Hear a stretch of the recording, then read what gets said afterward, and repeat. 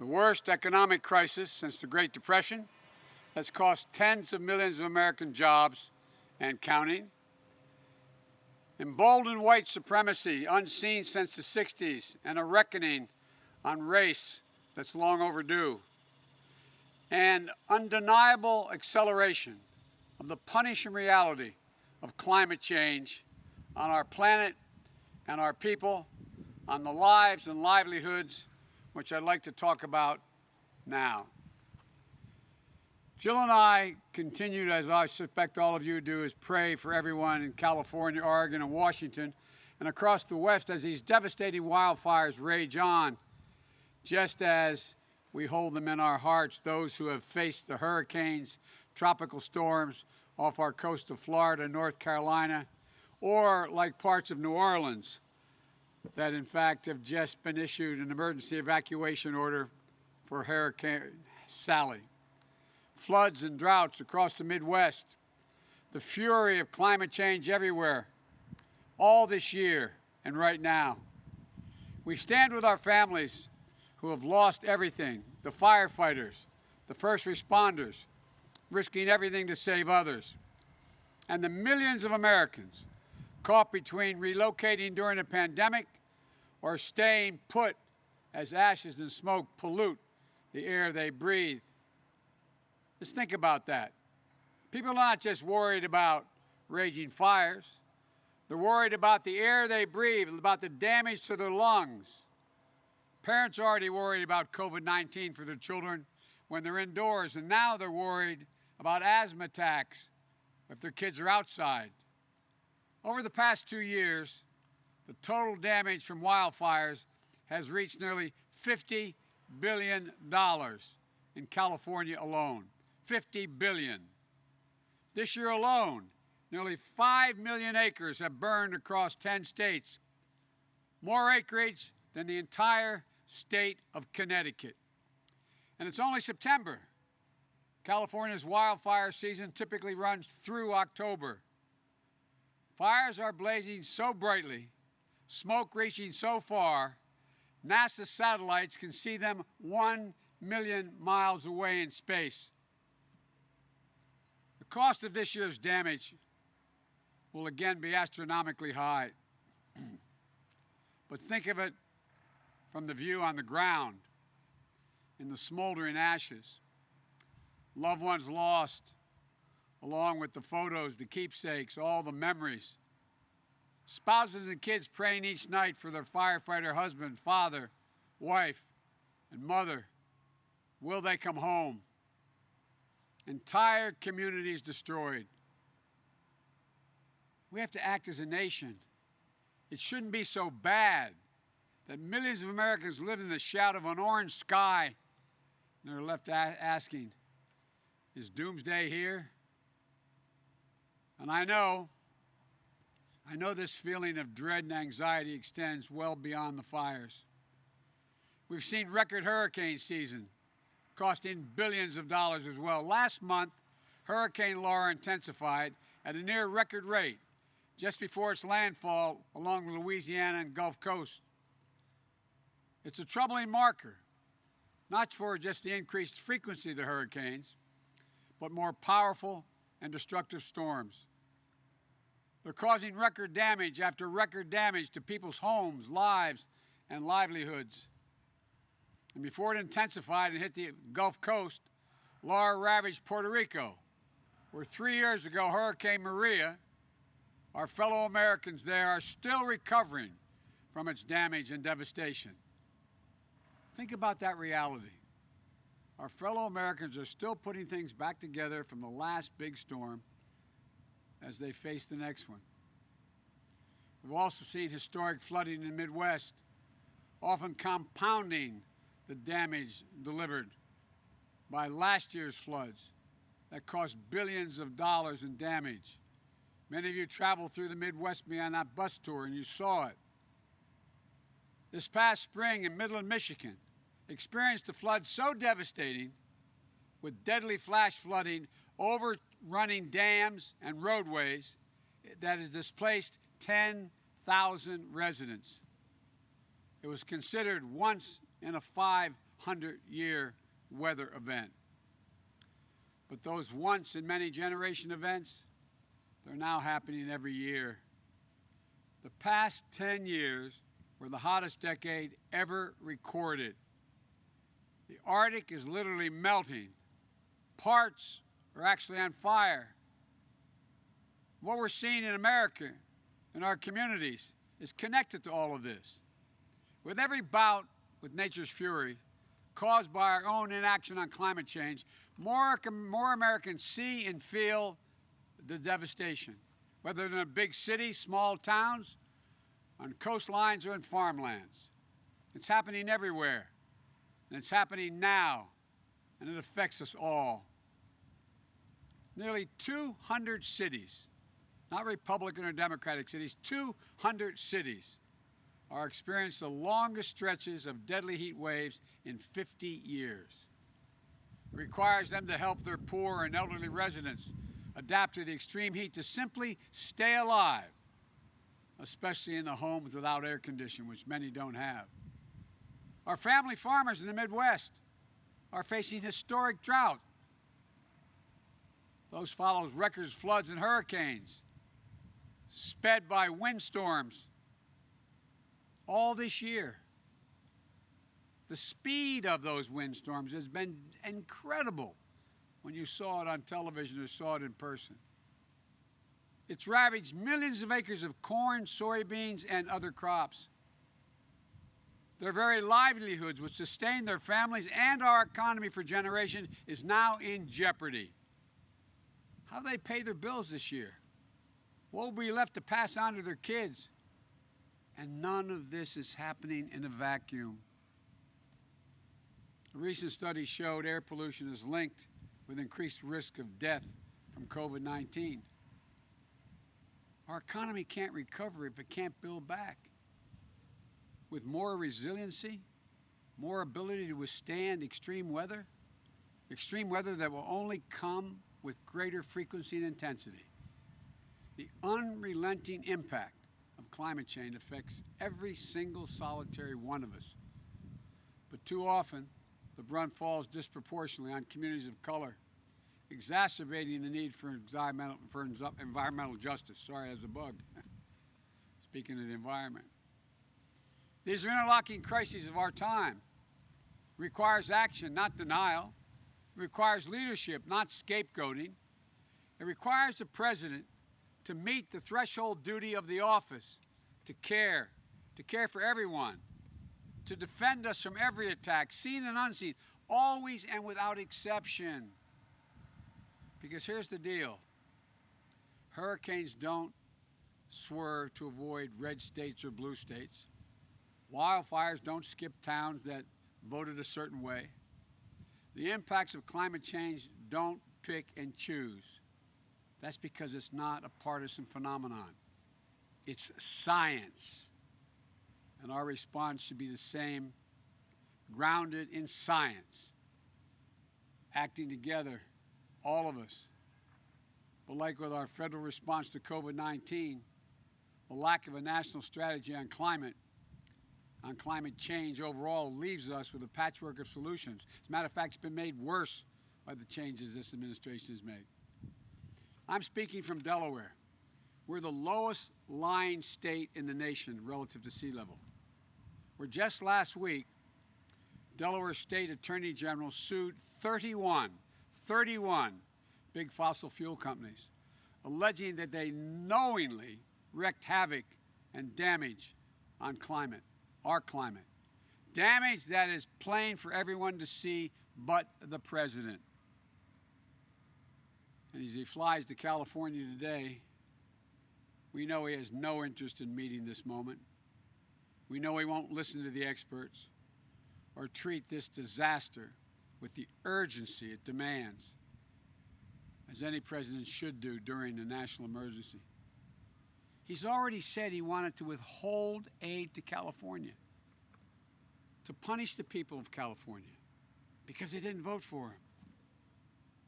This is another crisis he won't take responsibility for. The West is literally on fire, and he blames the people whose homes and communities are burning. He says, quote, "You gotta clean your floors, you gotta clean your forest." This is the same president who threw paper towels on the people of Puerto Rico instead of truly helping them recover and rebuild. We know his disdain for our own military leaders and our veterans. Just last year, the Defense Department reported that climate change is a direct threat to more than 2/3 of the military's operationally critical installations. That's what the military warned him. And this could well could be a conservative estimate. Donald Trump's climate denial may not have caused these fires and record floods and record hurricanes, but if he gets a second term, these hellish events will continue to become more common, more devastating, and more deadly. And meanwhile, Donald Trump warns that integration is threatening our suburbs. It's ridiculous. But you know what is actually threatening our suburbs? Wildfires are burning the suburbs in the West. Floods are wiping out suburban neighborhoods in the Midwest. Hurricanes are imperiling suburban life along our coast. If we have 4 more years of Trump's climate denial, how many suburbs will be burned in wildfires? How many suburban neighborhoods will have been flooded out? How many suburbs will have been blown away in superstorms?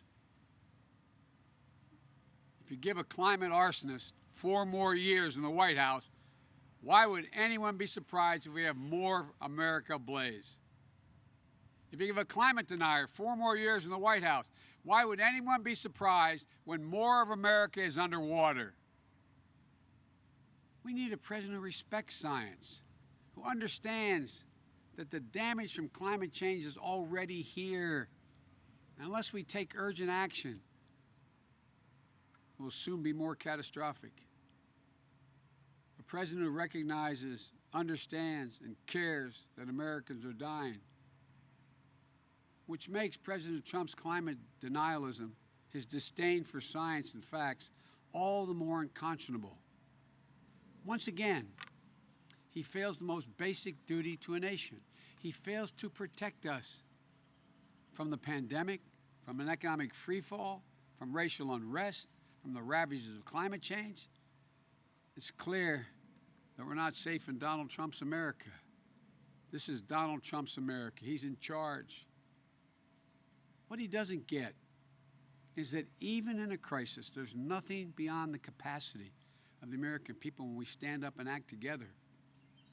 And while so many of you are hurting right now, I want you to know that if you give me the honor of serving as your president, we can and we will meet this moment with urgency and purpose.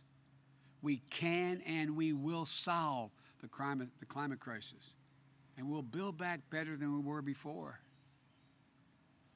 You know, when Donald Trump thinks about climate change, he thinks hoax. When I think about it, I think jobs. Good paying union jobs that put Americans to work, building a stronger, more climate resilient nation. A nation modernized. We have modernized water and transportation systems. An energy infrastructure to withstand the impacts of extreme weather and changing climate. When Donald Trump thinks about renewable energy, he sees windmills somehow as causing cancer.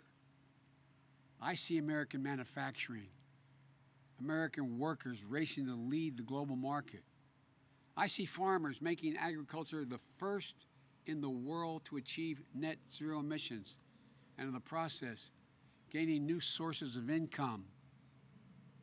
When Donald Trump thinks about LED light bulbs, he says he doesn't like them because the lights are no good. They always make him look orange. I see small businesses and master electricians designing and installing award-winning energy conservation measures, rebuilding buildings across the country. This is going to reduce electrical consumption and save businesses hundreds of thousands of dollars a year in energy cost.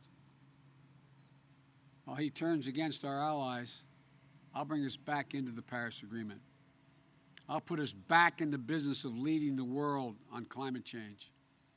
And I'll challenge every other country to up the ante on climate commitments, where he reverses the Obama-Biden fuel efficiency standards. He picks big oil. He picks big oil companies over American workers, even when the automobile industry agreed. He'll not only bring the standards back, I'll set new ambitious ones that our workers are ready to meet. I'll also see American workers building and installing 500,000 electric vehicle charging stations along our newly engaged infrastructure programs and highways all across the country. I see American consumers switching to electric vehicles through rebates and initiatives. Not only that, the United States owns and maintains an enormous fleet of vehicles. And we're going to harness the purchasing power of our federal government to make sure we're buying electric vehicles that are made and sourced by union workers right here in the United States of America. And together, this will mean more than 1 million new jobs in the American auto industry. You know, and we'll do another big thing. It will put us on a path to achieving a carbon pollution-free electricity sector by 2035 that no future president can come along and turn back. Transforming the electrical sector power to produce power without carbon pollution. It'll be the greatest spur to job creation and economic competitiveness in the 21st century. Not to mention the positive benefits to our health and our environment. We need to get to work right away. We'll need scientists at the national labs and land-grant universities, historic black colleges and universities, to improve and innovate technologies needed to generate, store, and transmit this clean electric.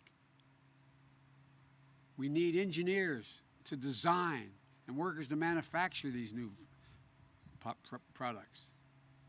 We'll need iron workers and welders to install them. We'll need to become the world's largest exporter of these technologies, creating even more jobs sourced in America. We know how to do this. The Obama-Biden administration rescued the auto industry and helped them retool.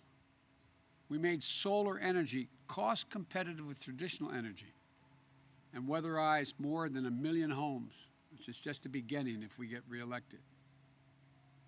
And we'll do it again, bigger and faster and better than before.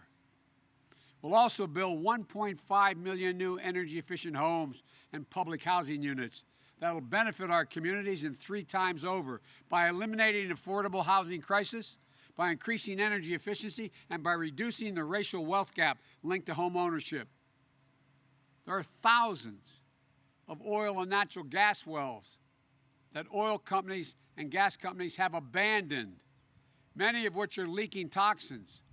We can create 250,000 jobs now by just plugging those wells right away. Good union jobs for energy workers. This will help sustain communities and protect them from the environmental damage as well. We'll also create new markets for our family farmers and ranchers. We'll launch a new modern civilian climate corps to heal our public lands and make use of us less vulnerable, make us much less vulnerable to wildfires and floods. I believe that every American has a fundamental right to breathe clean air and drink clean water. And I know that we haven't fulfilled that right yet. That's true of the millions of families struggling with the smoke-created devastation of the wildfires right now. But it's also been true for a generation or more in places like Cancer Alley in Louisiana, or right here in Delaware along the Route 9 corridor, right here in Delaware.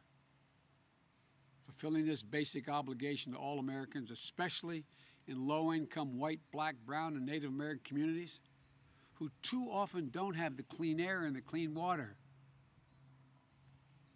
is not going to be easy, but it's necessary. And I'm committing to get it done. These aren't pie-in-the-sky dreams. These are concrete, actionable problems that create American jobs, mitigate climate change, and put our nation on the road to net zero emissions by no later than 2050. You know, some say we can't afford to fix this. But here's the thing. Look around at the crushing consequences of the extreme weather events I've been describing. We've already been paying for it. So we have a choice. We can invest in our infrastructure to make it stronger, more resilient, improving the health of Americans and creating millions of good-paying jobs, while at the same time tackling the root causes of climate change. Or we can continue down the path Donald Trump has us on, a path of indifference, costing tens of billions of dollars to rebuild, when the human cost, the lives and the livelihoods and the homes and the communities destroyed are immeasurable. We have a choice. We can commit to doing this together because we know that climate change is the existential challenge that's going to determine our future as a country for our children, our grandchildren, and our great-grandchildren. Or we can do it Donald Trump's way. Ignore the facts, deny reality, which amounts to a full surrender and a failure to lead. It's backward-looking politics that's going to harm the environment, make communities less healthy, and hold back economic progress while other countries race ahead. And it's a mindset that doesn't have any faith in the capacity of the American people to compete, to innovate, and to win. Like the pandemic, dealing with climate change is a global crisis. And that requires American leadership. It requires a president for all Americans. So as the fires rage out west on this day, our prayers remain with everyone under the ash. I know it's hard to see the sun rise, believing today will be a better day than yesterday. Americans face this historic inflection point, a time of real peril, but also a time of extraordinary possibilities. I'm confident. I know we can do this. We will do this. This is the United States of America. We've seen the light through the dark smoke. We never give up. Always, without exception, every time, we succeed when we try. May God bless our firefighters and keep them safe, and our first responders. May God protect our troops. Thank you very much. I'm anxious to hear what the President had to say. Thank you.